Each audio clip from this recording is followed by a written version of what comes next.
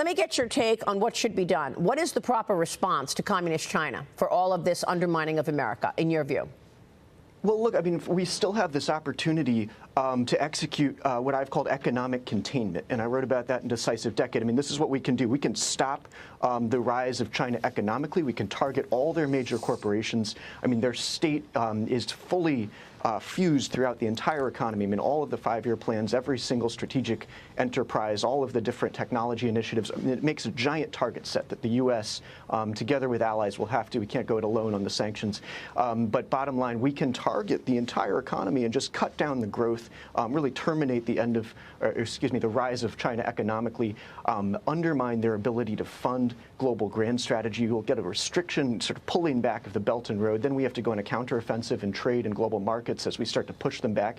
Go after the banking system, go after the major strategic industries, and then execute a military buildup in the Pacific that makes it possible to maintain deterrence. And at that point, their grand strategy will be massively impaired. I mean, I think they have far fewer abilities to retaliate, for example, in a tariff war, as we're seeing. I mean, their new restrictions on critical minerals show, in a certain sense, how limited their options are. I mean, all of those minerals are available elsewhere in the world, so we then go and secure our supply chains, and you basically box them in, end the geopolitical rise, and then start to get time back on our side. And you can do all of that without kinetic war, even as they prepare to do that with us. I mean, our options are economic, and if we start using that, that's really going to be the end of their geopolitical rise.